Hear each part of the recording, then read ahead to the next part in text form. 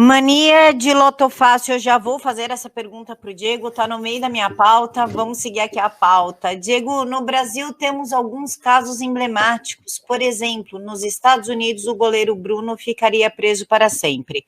Já a Elise Matsunaga ganhou um filme na Netflix sendo inocentada.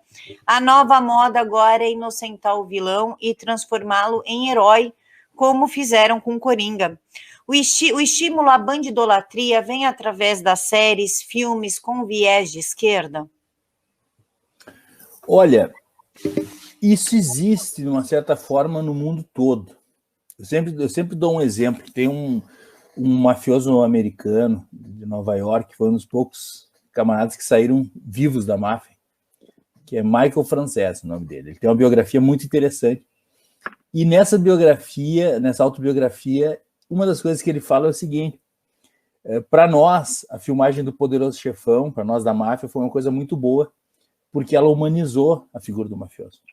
Até então, a máfia era tratada, especialmente pelo FBI, como se não fosse titular de qualquer direito, né?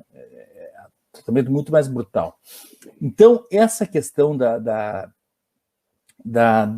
demonstração do criminoso pelos artistas ou pela arte como uma figura digna de apreciação não é exclusividade do Brasil. Você pega mesmo o filme sobre Bonnie e Clyde, agora há pouco tempo saiu um filme excelente com Kevin Costner, mostrando Estrada Sem Lei, recomendo para quem tiver a Netflix que assista, mostrando a história de Bonnie e Clyde sob a perspectiva da polícia e das vítimas. Mas até então há em todo mundo. O que me parece que, em relação ao Brasil, que esse sim é o grande déficit de produção, é o retrato dos heróis. Porque no mundo inteiro se retratam heróis. Vocês vejam no Brasil, não documentários, quantos filmes sobre a atuação brasileira na Segunda Guerra Mundial. É uma coisa absolutamente incontroversa, né? Essa semana mesmo compartilhei um vídeo sobre uma história da Força Aérea Brasileira na Segunda Guerra Mundial. Uma história fantástica, história de filme. Não tem nada que preste.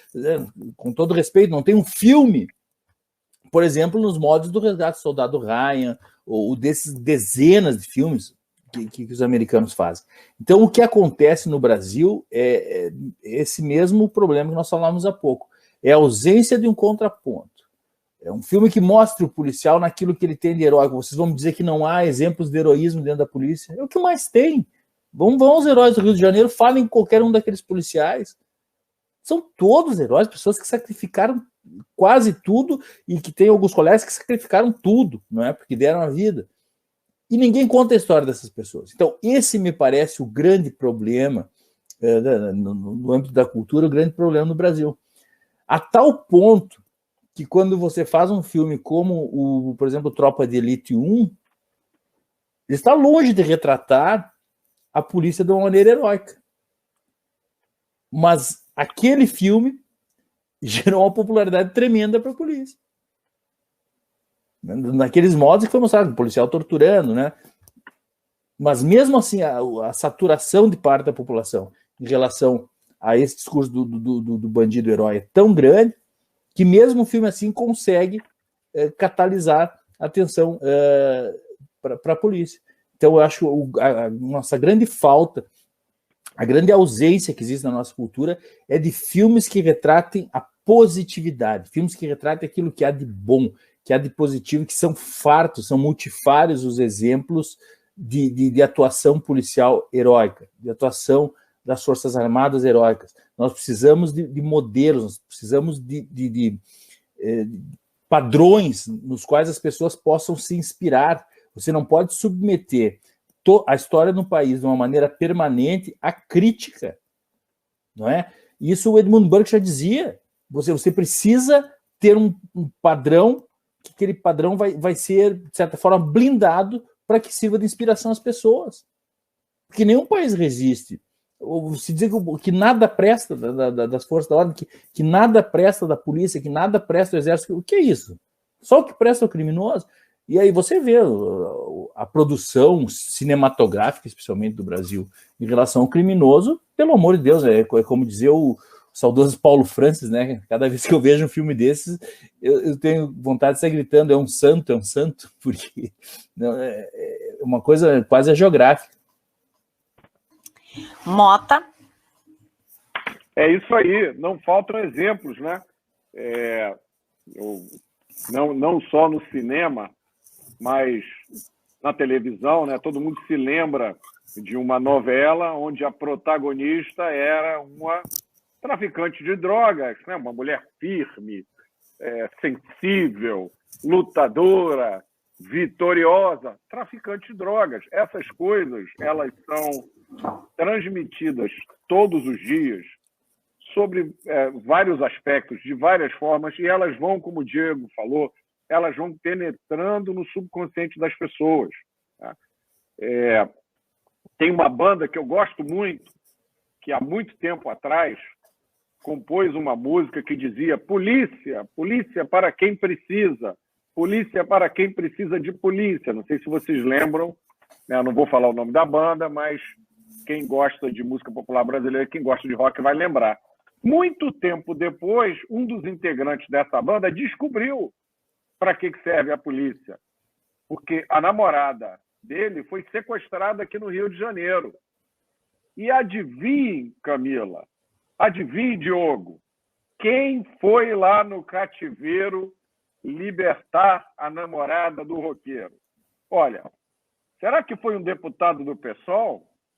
Será que foi um sociólogo da UF? Né? Será que foi um cientista político da USP? Não, gente. Vocês não acreditam quem foi lá no cativeiro arriscar sua própria vida para libertar a namorada do roqueiro? A polícia. Vocês já viram que coisa mais demodê? É a polícia, gente. A polícia opressora, fascista, racista e tudo é que foi lá libertar a moça. Eu me lembro de um filme que eu assisti ainda adolescente, quase criança, né? Que me marcou profundamente. O nome do filme era Pivete. Né? Vocês são muito mais novos do que eu, vocês talvez não tenham assistido esse filme, né? Mas era um filme, e eu vou ser justo, não era um filme bandidólatra. Ele não fazia apologia do crime. Mas era um filme cuja temática era a vida de um criminoso menor de idade. E isso é uma forma de bandidolatria. Quando o único tema são as vidas e as experiências morais de criminosos, isso acaba penetrando na cabeça das pessoas. Tem um famoso canal de streaming de vídeos, eu não vou falar o nome também, mas praticamente toda semana lança uma nova série. E é tudo repetição sobre o mesmo tema. Fulaninho, que é um ator famoso da Globo descolado, agora está fazendo um papel de um criminoso que nos anos 80 aterrorizava o Rio de Janeiro, mas veja bem, ele também tem um lado humano. Assim, são sempre variações sobre a mesma história. Eu desafio qualquer um que está assistindo aqui a se lembrar de um nome de um policial, né, ou da vida real, né, um nome real, um personagem real, ou fictício, na ficção, né, que tenha ficado na memória da gente como um herói, né, um abnegado, uma pessoa que se sacrificava, como é a realidade da maioria dos policiais no Brasil. Isso não existe. Isso é uma guerra cultural sem fim. Não tem, como o Diego disse, isso é o mais importante. Não há contraponto. Nos últimos anos, tirando o fenômeno de tropa de elite, que foi realmente uma coisa inesperada e não planejada, né? Tropa de elite, eu acho que é justo a gente dizer que foi um tiro de canhão que a esquerda doutrinadora, que domina a cultura, deu no próprio pé sem querer. E aí eles agora dobraram todos os esforços para tentar se recuperar disso, né?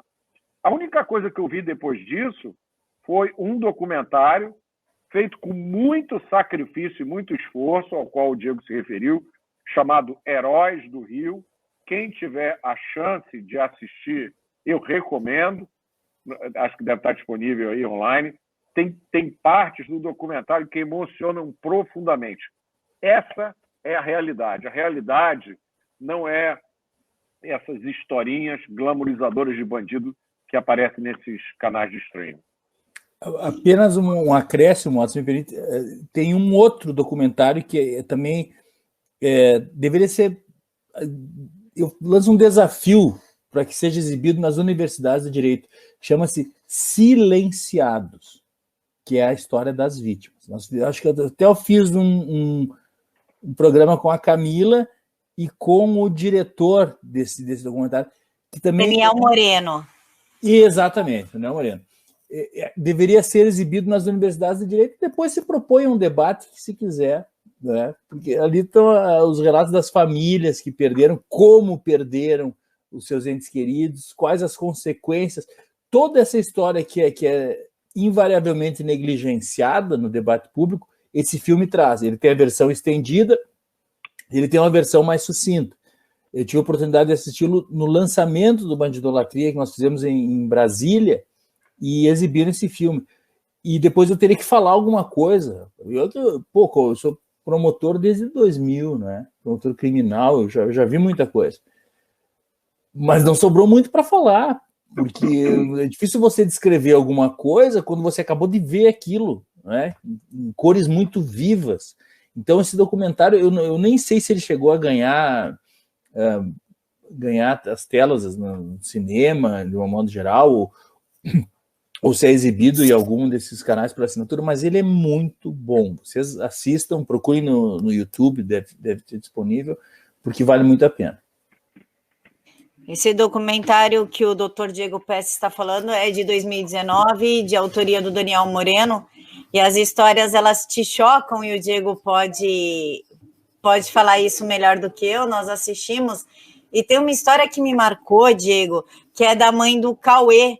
Lembra, de 6 anos, que ela deixou o menino com o pai, e, enfim, o pai fez o que tinha para fazer com o menino, e a história dessa mulher é tão forte que até hoje não sai da minha cabeça. Se deixassem passar esse vídeo, esse documentário nas universidades, eu acho que muita gente pensaria 20 milhões de vezes antes de defender um criminoso.